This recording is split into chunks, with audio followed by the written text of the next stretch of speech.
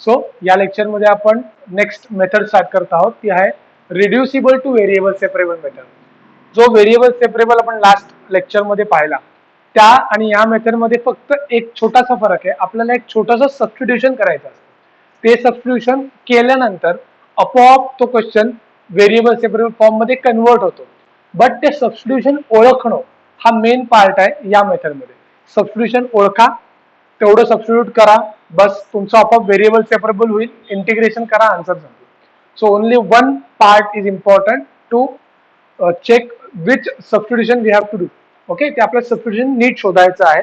Question बघूया, ते तुम्हाला कळेल.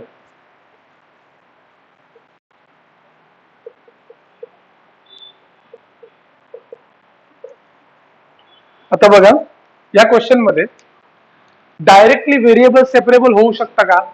हा एक्स प्लस वाय टॅन स्क्वेअरच्या आतमध्ये कितीही करा तुम्ही सेपरेट करू शकत नाही. अशा वेळेला आपण व्हेरिएबल सेपरेबल तर वापरू शकत नाही. सो बेस्ट मेथड आहे, या एक्स प्लस वाय ला एक सबस्टिट्यूशन देऊन टाका. Let's say X plus Y is equal to U. X plus Y is equal to U असं मी सबस्टिट्यूशन केलं. आता हे सबस्टिट्यूशन केल्यानंतर आपल्याला डीवाय बाय डीएक्स ला पण सबस्टिट्यूट करायला लागतं. सो नुसतं सबस्टिट्यूट नाही, त्याचा डेरिव्हेटिव्ह ही सबस्टिट्यूट करायला लागतो. सो एक नाही, दोन स्टेप्स ऍड होत आहेत. एक सबस्टिट्यूशन, दुसरा त्याचा डेरिव्हेटिव्ह. नीट ऑब्झर्व करा. विथ रिस्पेक्ट टू एक्स करतोय ना आपण. इंडिपेंडेंट व्हेरिएबल कुठला आहे? एक्स.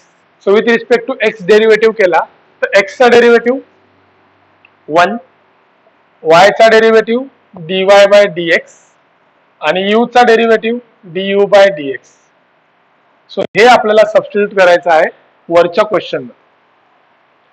बघा, हे सबस्टिट्यूट करा, इथे तुमचा आन्सर ऑलमोस्ट संपेल. So we have dy by dx. So dy by dx is equal to du by dx minus 1. हा 1 तिकडे गेला की काय होईल? Minus 1. So dy by dx can be written as du by dx minus 1. du by dx minus 1 हा झाला dy by dx is equal to tan square X plus Y. X plus Y आहे आपला you. X plus Y आपला you. हे बघा, आता नीट फक्त observe करा एक स्टेप आपली. du by dx is equal to, हा तिकडे झालं 1 प्लस टॅन स्क्वेअर यू. हा यू पार्ट सेपरेट झाला. एक्सचा पार्ट सेपरेट आहे, एक्स नाहीच आहे, मग सेपरेट काय करायचं आहे? 1 तर घेऊ शकतो आपण एक्स साठी. सो हे झालं माझं सेपरेशन. सो नीट ऑब्झर्व करा. I can write as du upon 1 plus tan square U, हा खाली गेला, इज इक्वल टू dx.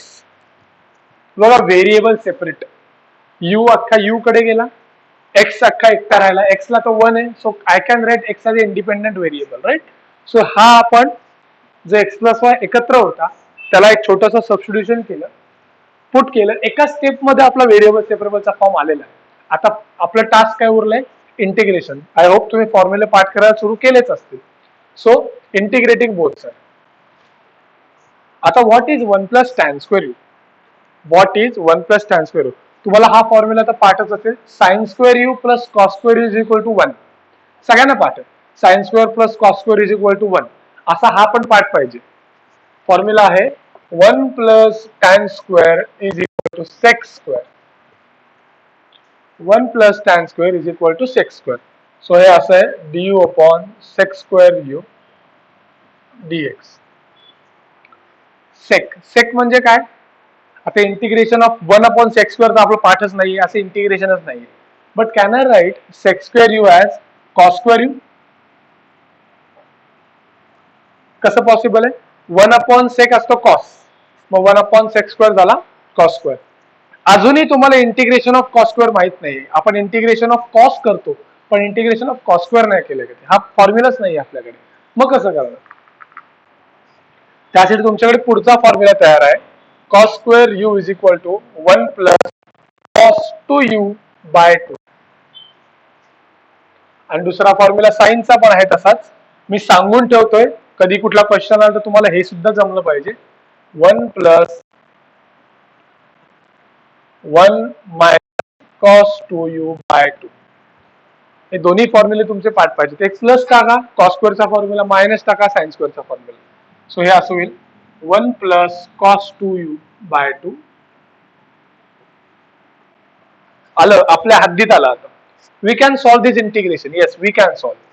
बघा, हा 1/2 सेपरेट लिहितो. बघा, एक एक गोष्ट सेपरेट लिहितो. हा 2 तो बाहेर काढला, हा 2 तो बाहेर काढला. Integration of 1 plus integration of cos 2u with respect to what? With respect to du and integration of dx. So 1/2 बाहेर काढला. आता तुम्ही इंटिग्रेशन सांगा मला. बोला, 1 चं इंटिग्रेशन काय असतं? 1 चं इंटिग्रेशन असतं u. 1 चं इंटिग्रेशन असतं x, but with respect to x करताना. इथे विथ रिस्पेक्ट टू u आहे, सो 1 चं integration u. cos 2u, cos 2u चं इंटिग्रेशन असणार आहे sin 2u by 2. sin 2u by 2 is equal to dx. 1 चं integration x plus c plus c. मी कुठल्या क्वेश्चन मध्ये सी विसरत असेल काय, मला प्रॉब्लेम, मला कुठला पेपर द्यायचा नाही, तुम्हाला पेपर द्यायचा आहे, तुम्ही सी विसरू नका. Okay, C is the important thing while integrating this question. Okay, so हा आला आपला आन्सर, बट हे पूर्ण आन्सर नाही आपल्याला. आपण क्वेश्चन दिला होता एक्स वाय मध्ये, आन्सर देतो यू मध्ये. चालेल का असं? नाही, तुम्हाला परत हे रिसबस्टिट्यूट करायला लागणार आहे उलट. बट त्याआधी एक छोटस ऑब्झर्वेशन देतो. जसं मी म्हटलं होतं, आन्सर जितकं सिम्प्लिफाय करता येईल तितकं करा. हे पण फायनल आन्सर आहे आपलं. This can be also be final answer. U होता आपला एक्स प्लस वाय, यू आहे आपला x plus Y plus sine 2x plus y by 2 is equal to x plus c. This is also our final answer. No problem. काय cancel वगैरे होत आहे का बघा. हा इथे कॉमन होईल, हा इथे कॉमन होईल, हा 1/2 u by 2 sin 2u by 2. So 1/2 x. Okay, हे तुमचं फायनल आन्सर असू शकतं. बट जर का तुम्ही या sin 2 याला तुम्ही याला कन्वर्ट केलं 2 sin u cos u मध्ये, तर दिस कॉन ऑल्सो बी फायनल आन्सर. मी सांगतोय तुम्हाला, जर का तुम्ही ऑनलाईन देत असाल तर हे कन्फ्युजन खूप जास्त वाटतं. हे असं लिहू शकतो का मी, sin 2u can be written as 2 sin u cos u. Can I write like this? Cos sin 2u is 2 sin u cos u. हा 2 कॅन्सल झाला, हा 2 कॅन्सल झाला, हा 2 तिकडे जाऊन मल्टिप्लाय करेन मी, हा 2 तिकडे जाऊन मल्टिप्लाय करेन, तर आन्सर कसं येईल, u plus sine u cos u is equal to 2x plus 2c. आता 2c सुद्धा एक कॉन्स्टंटच आहे. 2c एक कॉन्स्टंट असं मी म्हणतो c1, त्याला म्हटलं मी c1. ओके, आता फायनल सबस्टिट्यूशन करूया आपण. x plus Y plus sine x plus Y cos x plus Y 2x plus C, 2x plus C. फक्त आता हे आन्सर, हा 2x इकडे आला, हा x minus 2x will become minus x. So answer असणार minus x plus Y plus हे तेच is equal to c, is equal to c. हा जो 2x होता हा इकडे आल्यावर काय होणार, मायनस होणार. So x minus 2x minus x. So हे आलं आपलं फायनल आन्सर. सो हे तुमचं सॉर्टेड आन्सर होऊ शकतं, किंवा इथेही डायरेक्टली तुम्ही u ला x प्लस वाय ठेवा तरी तुमचा आन्सर फायनल आहे. हे जर तुम्ही थेरी एक्झाम देत असाल, येस, बोथ द आन्सर जर करेक्ट, तुम्हाला कोणीही याच्याबद्दल बोलू शकत नाही काय की हे तुमचं आन्सर चुकीचं आहे. हा, बट तुम्हाला ऑनलाईन द्यायचं असेल, ह्या इथे येऊन थांबायचं आणि ऑप्शन मध्ये हे आन्सर आहे, इथे येऊन थांबून चालणार नाही, तुम्हाला इथपर्यंत यावंच लागेल. म्हणून मी तुम्हाला दोन्ही पॉसिबिलिटीज या क्वेश्चनच्या सांगितल्या. सो या क्वेश्चन मध्ये आपण काय केलं, फक्त एखादं सबस्टिट्यूशन ओळखलं, हे सबस्टिट्यूट ओळखलं, पुट केलं.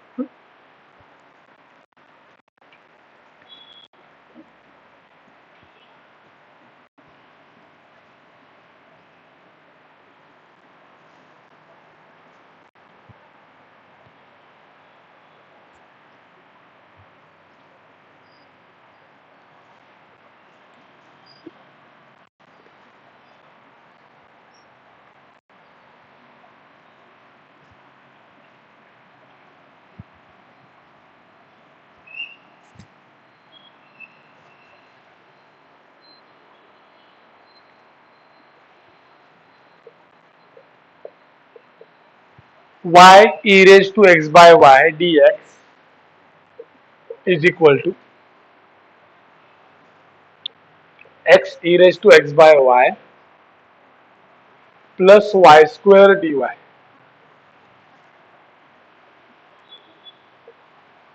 ओके, सो अगेन हा वाय ह्याच्यासोबत गुंतलेला आहे, हा याच्यासोबत गुंतलेला आहे, त्याला परत डीवाय ने मल्टिप्लाय केलंय.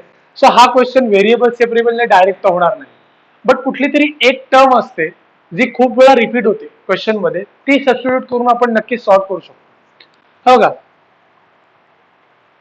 दिस can be our substitution, but त्याआधी सगळ्यात पहिले क्वेश्चन हा डीवाय बाय डीएक्स किंवा डीएक्स बाय डीवायच्या फॉर्म मध्ये असला पाहिजे. आता याचा सोपं कुठला आहे, हा फक्त इथे घेऊन येतो. हा इथे आणला तर कसं होईल, Y E raise to X by Y dx by dy x e raised to x by y plus y square. Okay, so हा dx by dy चा फॉर्म आहे, याच्यात डिपेंडंट x आहे आणि इंडिपेंडंट y आहे. नाव substitute x by y is equal to u, म्हणजेच x is equal to y u. x by y ला मी u सबस्टिट्यूट केलंय, x is equal to y u झाला, आणि त्याचा डेरिव्हेटिव्ह पण सबस्टिट्यूट करायला लागेल. तर derivative with respect to X करायचा आहे का वाय करायचा आहे, तर खाली जो आहे त्याच्या विथ रिस्पेक्ट टू करायचा असतो, जो डिपेंडंट नाही इंडिपेंडंट व्हेरिएबल आहे. सो इंडिपेंडंट व्हेरिएबल वाय आहे, so with respect to Y करताना एक्स हा येणार आहे डीएक्स बाय डीवाय प्लस, हे दोघंही व्हेरिएबल आहेत. व्हेरिएबल जेव्हा मल्टिप्लाय होतात तेव्हा आपल्याला युव्ही रूल वापरायला लागतो, युव्ही रूल. वाय तसाच यू चा DU by DY plus U तसाच आणि y चा डेरिव्हेटिव्ह 1, पहिला तसाच दुसऱ्याचा डेरिव्हेटिव्ह प्लस दुसरा तसाच पहिल्याचा with respect to y 1. So हे आलं माझं, हे दोन सबस्टिट्यूशन मला पुट करायचे. हे बघा एवढे सबस्टिट्यूशन आहेत जे आपल्याला आता पुट करायचे. नीट ऑब्झर्व करा, y आता y चेंज होणार नाही कारण y आपला आहे क्वेश्चन मध्ये, y हा राहणार आहे, x काढायचा आपल्याला x. सो y तसाच E raise to U, y तसाच E raise to U, dx by dy ला काय लिहिणार मी, y du by dy plus u is equal to x. मी काय म्हटलं तुम्हाला, डिपेंडंट व्हेरिएबल काढून टाकायचे. सो x काय लिहिणार मी, x काय लिहिणार मी, y into U E raise to U plus y ला हात लावू नका, y ला हात लावू नका, y आपला y स्क्वेअर होता. So this is my next equation. Okay, आता आपल्याला काय कॅन्सल होतंय का, काही येतंय का बघायचं आहे. सो मल्टिप्लाय दिस होल थिंग, काय येणार आहे, Y Y Y square. Okay, एक ऑब्झर्वेशन बघा, हे जर का मी लेफ्ट हँड साइडला घेऊन आलो तर हा वाय वाय कॅन्सल होते. बघा नीट ऑब्झर्व करा, Y E raise to Y Y, it will become Y square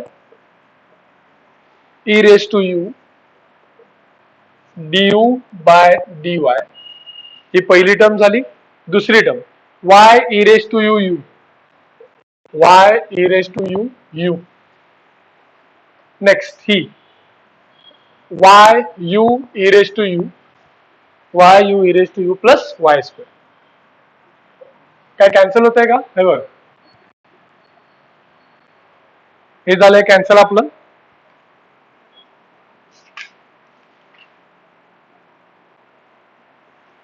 हे झालंय कॅन्सल आपलं, वाय स्क्वेअर पण कॅन्सल झालं, सगळ्या टर्म्स निघूनच गेल्या. फक्त काय उरलं, e raise to u d u by d y is equal to 1 is equal to 1. Variable separable करतोय मी, e raise to u d u is equal to d y, E raise to u d u is equal to d y. Integrating both side, integrating both side, e raise to u चे integration e raise to u, 1 चं integration असतं x, but with respect to y करताना y plus C. हे आज मला final answer, फक्त u ला मला सबस्टिट्यूट करायला लागेल. So x by y is equal to y plus C. एक सबस्टिट्यूशन तुमचं पूर्ण आन्सरचा फॉर्म चेंज होऊ शकतं. फक्त सबस्टिट्यूट काय करायचंय ते ऑब्झर्व केलं, डिपेंडंट व्हेरिएबल काढून टाकले. डिपेंडंट म्हणजे वरचे, मी पहिल्या लेक्चरला शिकवलेलं आहे, वरचं डिपेंडंट खालचं इंडिपेंडंट. वरचं डिपेंडंट एक्स आहे, या अख्ख्या इक्वेशन मध्ये एकाही ठिकाणी तुम्हाला एक्स दिसणार नाही, फक्त यू आणि वाय दिसतील. हे ऑब्झर्वेशन बघा. मगाचा जो क्वेश्चन घेतला होता मी रिड्युसिबलचा ह्याच्या आधीचा, त्याच्यात मी वाय काढून टाकले होते, फक्त एक्स आणि यू होतं. त्यात ऑब्झर्व करा, वर एक्स होता खाली वाय होता. डिपेंडेंट व्हेरिएबल काढून टाकले. इथे एक्स डिपेंडेंट आहे, हा बघा फक्त कोण दिसतंय, Y you Y you Y you Y you. Okay, so याचा डेरिव्हेटिव्ह काढताना नीट विचार करून काढायचा, विथ रिस्पेक्ट टू वाय काढायचा. सो याचा आला, याचा युव्ही रूल नाही आला, आहे तसं सबस्टिट्यूट केलं, मल्टिप्लाय केल्यावर कळलं मला की सगळं कॅन्सल होतं. ह्याच्यावर एकदम सोपं आहे. सो अशा प्रकारे हा रिड्युसिबल टू व्हेरिएबल सेपरेबल फॉर्म पण करू शकतो. सो हे 2 क्वेश्चन झालेत. अजून 2 क्वेश्चन मी पुढच्या लेक्चरमध्ये घेईन.